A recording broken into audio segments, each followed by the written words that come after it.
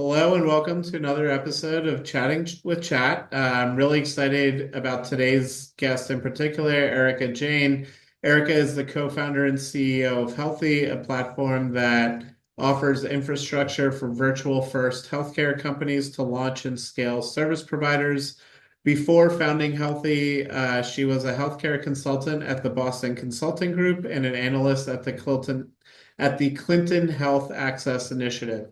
Perfect. Well, thank you so much for joining us, Erica. I'd love to start a little just by hearing about your journey. Obviously, you've got a really cool background. Could you give us a little bit of insight on your background and how you got to where you are today and how you decided to even come up with the idea of Healthy?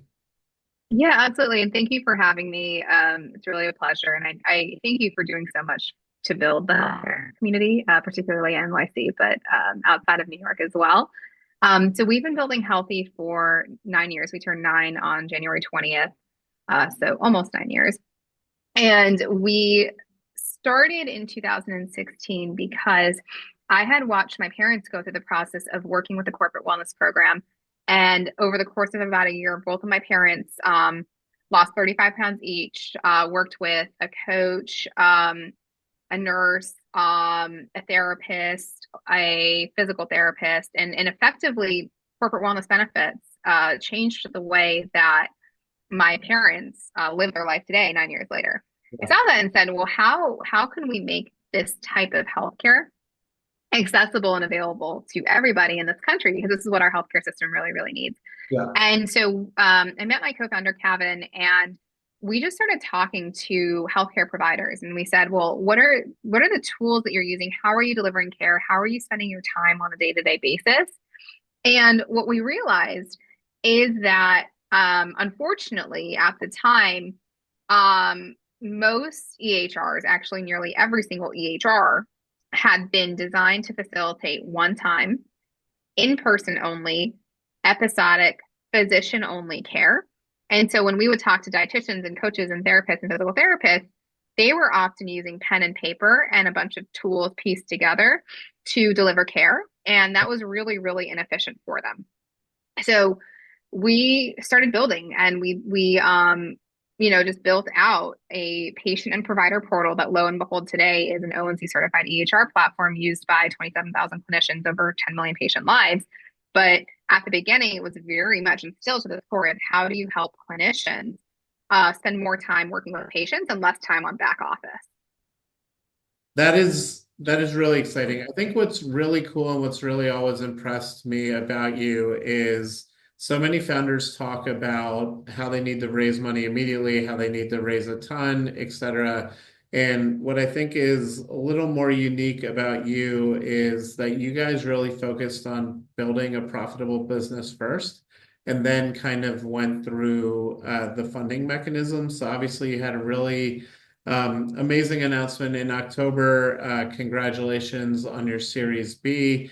Can you share kind of what specific growth opportunities influenced your decision? And obviously, having gone through various rounds of funding now, what key lessons have you learned that you would pass on to other founders just starting their fundraising journey? Sure, absolutely. I mean, I think that the first and foremost premise is that I think nearly every single business should be profitable or have a pathway to profitability as quickly as possible. And I think, unfortunately, that's not the ingoing narrative of how you build a meaningful business that helps your customers. Yeah. And for so many businesses, I actually think profitability and customers keeping the lights on helps you center around what matters most, which is delivering value. Totally. And so that is, I think, a business principle that is core to the Healthy DNA. And that is just a responsibility that we take so importantly at Healthy, just given the type of work that we do. We offer business critical, health critical software, and our customers are using Healthy every single day. And we know that, and we know that we need to uphold a certain quality standard and a certain way of building and customer experience. And why that's important relates to capital is that, when you're centered around customers and you're obsessing over making sure that customers are continuing to use your product, that is the right way to think about business building. And so when it comes to things like capital and thinking about the journey of a company, we've always thought about this very generally is that we are here to be around in 10 years. And we are here to help our customers ensure that they don't need to build what we've built, because building what we've built is a company in and of itself. So that's how we think about things on a minute by minute basis at Healthie.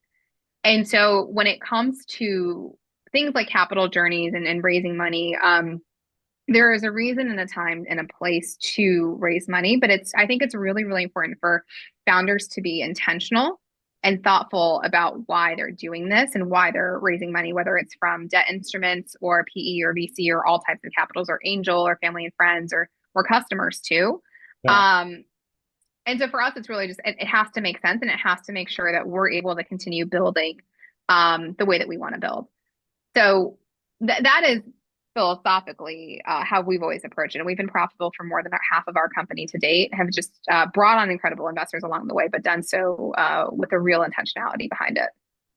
Yeah, I think I was going to joke, unless you're an AI company, in which case probably everyone is willing to throw any amount of money at any valuation. But all bad jokes aside, I very much agree with you on how to think about it. And I think the key word that you said is path to profitability, because even in AI, there are going to be times where you do have to put some capital up front, but making sure that you're thoughtful about how you get to profitability and build a long-lasting business that helps serve your customers' needs. I think one of the things that is really cool about what you all are doing is just the number of variety of partnership types, including marketplace partnerships that involve either integration or consulting. How have such partnerships contributed to Healthie's growth and success, and what key criteria are you using when evaluating potential partners?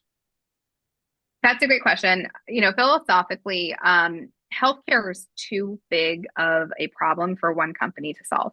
Yeah. And if we believe that, and we also believe in being the best at what we do and what we offer to our customers, Yeah. it is then our responsibility to enable an ecosystem of all healthcare builders, such that our customers and their customers who are patients receiving healthcare are able to have those personalized, last mile, high impact, high outcome products, tools, capabilities, features that they need in order to deliver the best healthcare and receive the best healthcare.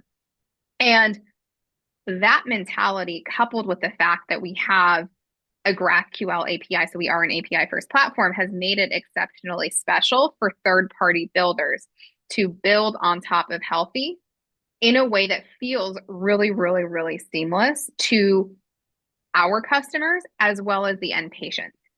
And so we have really just been following in the footsteps of what we have seen in fintech and what we've seen in consumer tech with companies like Shopify, who have really enabled these ecosystems to thrive, creating win-win-win-win for situations for everybody involved.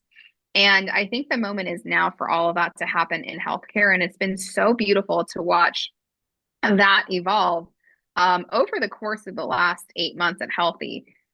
We welcomed 57 partners to our marketplace in 2024, and they have been really successful in adding additional capabilities to Healthie for our customers in ways that we're never going to do. So whether it comes to, ZocDoc as an example of helping our customers with patient acquisition, to some point solutions that allow for last mile clinical assessments in behavioral health, to helping our customers fill out wait lists through automatic texting and calendaring and scheduling of that. Those are all amazing applications that our customers have really benefited from. And we're so excited to see that continue to unfold in this coming year. Love that. And you've started to allude to this a little, but what do you see as the most significant trends or changes currently shaping healthcare, and how is Healthie positioning itself to address those? Oh, that's a big question. Yeah. I think that a lot of this comes down to delivering clinically excellent care. And clinicians are the key holders to that. So we've always thought about Healthie and technology and all these apps and things that people can use as how do we really help clinicians deliver the best healthcare? And I think that's the central place with which to start because a clinician is going to be a clinician for their entire career. And it is our job and our responsibility to make sure that they're able to have the maximum impact that they can have on their patients. And whether that's true in behavioral health or women's health or nutritional care or physical therapy or primary care or family care, it's the same principle of how do you help clinicians out so that they can help out their patients. And so all of these trends, whether it's an AI or whether, you can list the and policy changes and policy implications and regulations and reimbursement rates.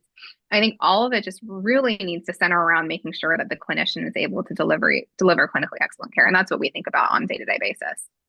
Love that. So as we think about the future, what's your vision for Healthy over the next 5 years? And are there any exciting new projects or initiatives that you're particularly looking forward to? That's a great question. So much of Healthy is waking up every day and executing. And really, really proud of the fact that we have an ONC certified API first EHR. There is so much work that we continue to do every single day to take care of our customers and continuing to deliver the thousands and thousands and thousands of features that they need to deliver clinically excellent care. So alongside that, as we look to the year ahead, really, I'd say tripling, quadrupling down on our core capabilities and our core features is our topmost importance. And one of the things that I've learned over the last 9 years of building technology is that building for scale and speed and higher and higher patient lives counts, that is really, really complex and really, really important. So we spend a lot of time thinking about the 4 nines, about time and all of those amazing words, alongside the fact that we have hundreds of third-party developers that build against Healthy every single day. So continuing to build out an amazing developer ecosystem and app community is so important to us and is important to get right, but will help our customers out. So really excited about the year ahead. We'll be launching a few products later this year as well. So more to come on that, but really just because of taking that customer approach to building. Love that. And now we're going to do a couple of quick questions that are not on here. So I'm already getting looked at as to how Okay. off script, but favorite restaurant in New York?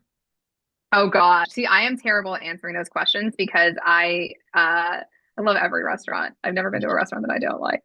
I am the same way. What uh, book did you last read that you're like, wow, everyone needs to read this?